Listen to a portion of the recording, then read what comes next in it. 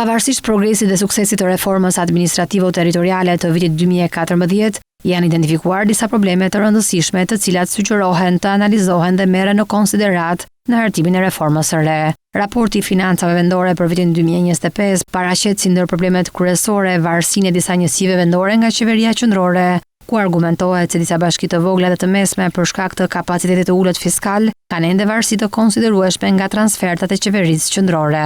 Po ashtu vlerësohet se reforma prodhoi pabarazi financiare midis bashkive të mëdha dhe atyre të vogla apo të mesme.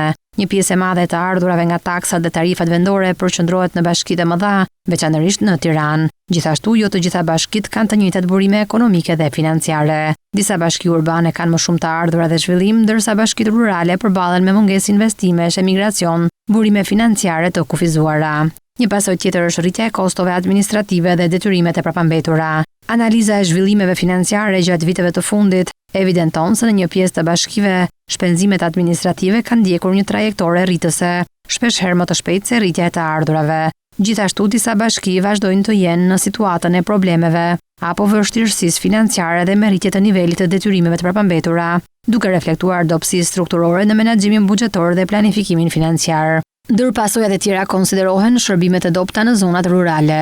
Në raport thuhet se në disa zona të largëta, investimet janë të kufizuara dhe si rrjedhoi shërbimet e ofruara publike janë përkeqësuar. Po ashtu këto bashki përballen me nivele më të ulta shërbimi krahasuar me qendrat urbane, duke thelluar pabarazit territoriale dhe sociale. Nga një analizë e bërë mbi funksionimin e bashkive të mëdha kundrejt bashkive të vogla në disa drejtime, vjet re se bashkitë e vogla kanë kufizime në mirëmenaxhimin e pasurive dhe burimeve natyrore, të zonave dhe territoreve përkatëse, mirë menaxhimin e burimeve financiare dhe mirë administrimin e territorit. Po ashtu, kapacitetet e kufizuara njerëzore me të cilat përballen shpesh njësitë e vogla të qeverisjes vendore, vlerësohet se shoqërohen me pamundësinë për të ushtruar funksionet e tyre, për të mbledhur të ardhura, e si rrjedhoi për të ofruar shërbime për qytetarët.